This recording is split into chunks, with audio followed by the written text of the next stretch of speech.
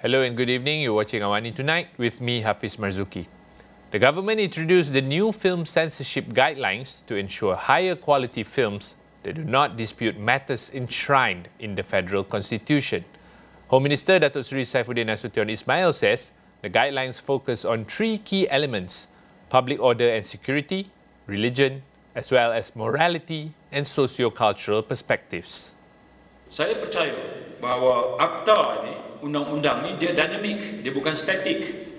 Ya, kerana itu kita nak gunakannya bagi mengukuhkan fungsi dan peranan lembaga penapis filem.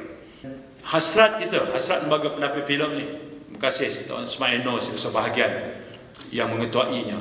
Dia bagi tahu bahawa hasrat sebenar ni dan taklimat daripada saya adalah kita nak meminimalkan arahan pengubahan agar tak menjejaskan nilai estetika sesebuah karya.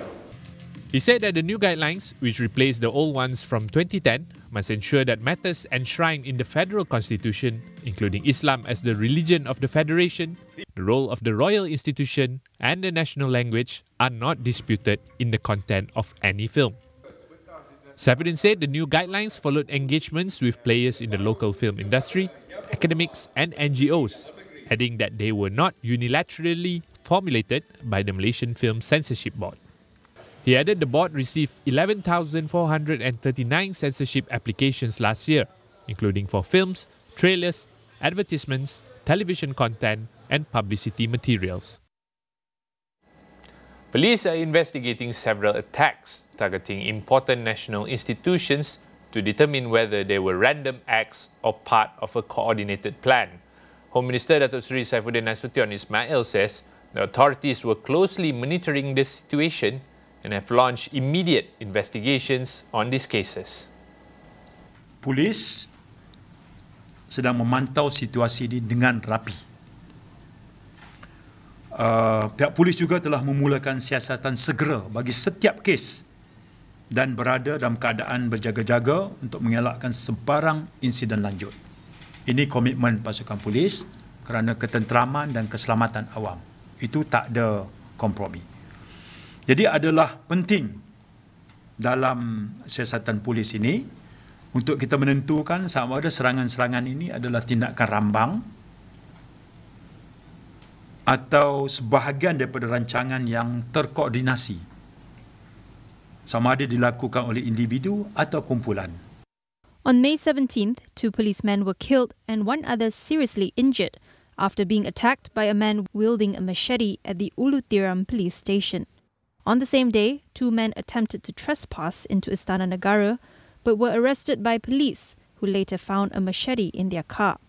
The day after, on May 18th, Seputeh MP Teresa Kok shared on Facebook that she received a death threat with 2 bullets sealed in an envelope when she checked her mailbox at home.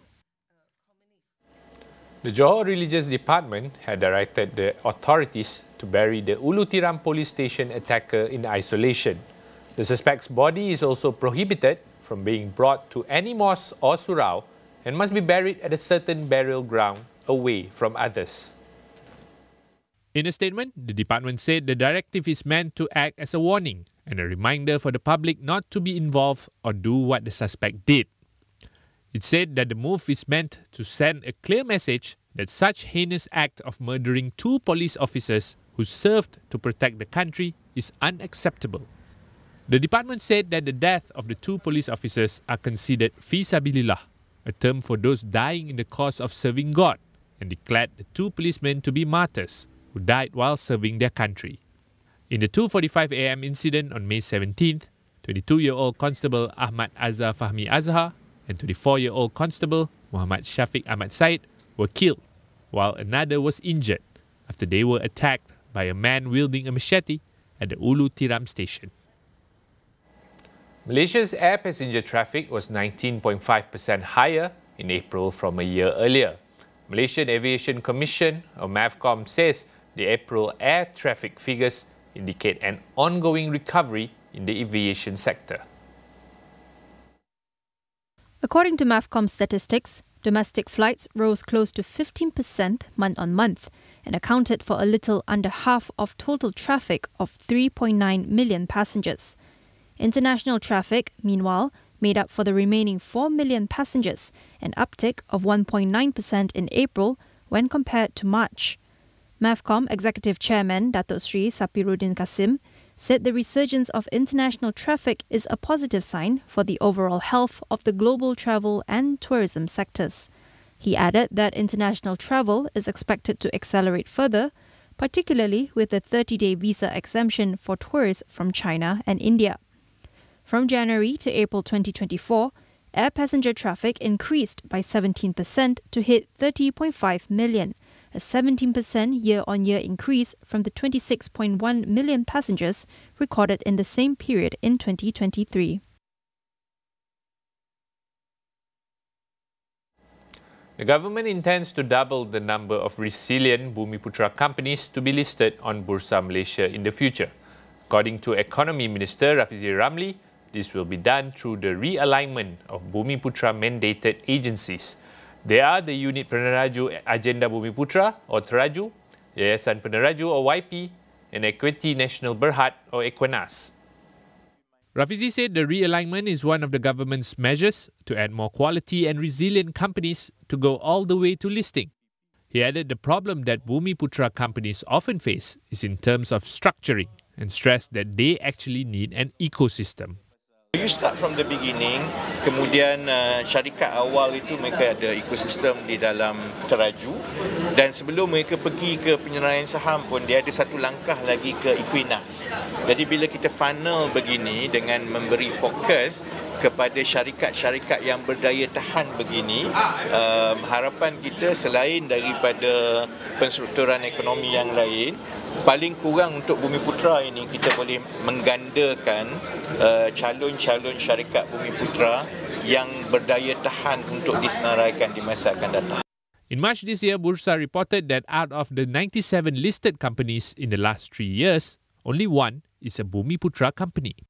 Through the realignment, Rafizi said YP, Teraju and Equinas will play specific roles in the Bumiputra entrepreneurial ecosystem. He said YP will focus on talent development, while Teraju will help drive growth and expand the scale of Bumiputra companies to a higher and competitive level. Equinas, on the other hand, will continue to drive wealth creation and the economic involvement of Bumiputra through corporate equity ownership. We'll go for a short break. Stay with us.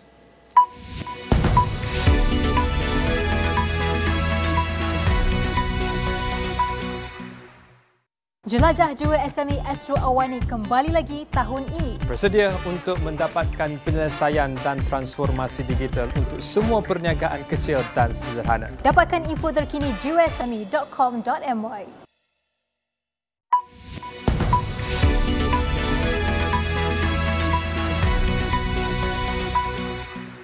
Iran has declared 5 days of public mourning for President Ebrahim Raisi after his death in a helicopter crash. Raisi, Iran's Foreign Minister Hossein Amir-Abdollahian, and other officials were found dead at the crash site in a mountainous area of the country's northwest. The immediate cause of the death remains unclear. It was initially reported that the helicopter carrying the men and their entourage had made a rough landing in foggy conditions. They were returning from Azerbaijan, where Raisi had met President Ilham Aliyev. Condolences poured in from around the world, including India, Egypt, Syria and Jordan. The 63-year-old Raisi has been tipped as a potential successor to Iran's supreme leader, Ayatollah Ali Khamenei. His death comes a month after Iran launched a drone and missile attack on Israel amid the Israel-Hamas conflict. In a statement, the Iranian government said it would continue to operate without any disruption.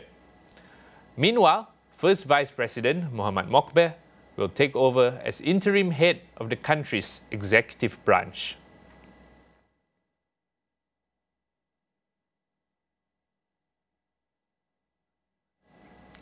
Lai Ching-te has been sworn in as Taiwan's new president, marking the start of a historic third consecutive term for the ruling Democratic Progressive Party. In his first address in the new role, he called on China to stop its military and political threats and to respect the choice of the Taiwanese people. Lai warned Taiwanese citizens not to harbor delusions and to show their determination to defend the nation. China responded by saying Lai had sent dangerous signals aimed at undermining peace and stability across the Taiwan Strait. Beijing has also repeatedly described him as a separatist who risked war in the run-up to his election in January. Lai was inaugurated at the presidential office in central Taipei on Monday morning, alongside Vice President Hsiao Bi-khim, taking over from Tsai Ing-wen. Tsai's 8 years in power have seen a deterioration in relations with China. While Taiwan has been self-governed since the 1940s, Beijing claims the island as part of its territory and has not ruled out the use of force to achieve this. India's voters have begun casting their ballots in the fifth phase of the country's 6-week general election. Thousands of people were seen queuing up at polling stations in the early hours of the morning to beat the scorching heat, with the weather office predicting more heat waves than usual for the season. The world's largest election began on April 19th amid high summer temperatures. Nearly 1 billion people are eligible to vote in India's election, although the early stages saw a low turnout. Monday's vote include 49 seats across 6 states and 2 union territories. It is crucial for Prime Minister Narendra Modi's ruling party as it includes some of its strongholds in states such as Uttar Pradesh and West Bengal. Votes will be counted on June 4th, with Modi expected to win a rare third consecutive term.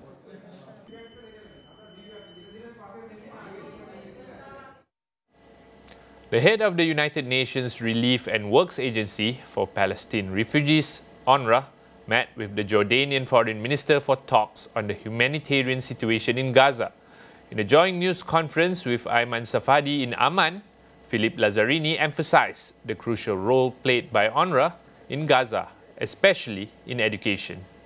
We have today 500,000 girls and boys deeply traumatized, living in the rubble of destroyed Gaza, for which there is an urgency to bring back into an informal education setting and then to a formal education setting. And the more we will wait, the more we take the risk to sow the seeds for more hatred in the future and possibly more extremism.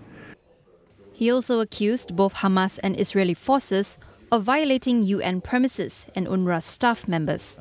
UNRWA is the biggest international aid organization active in Gaza.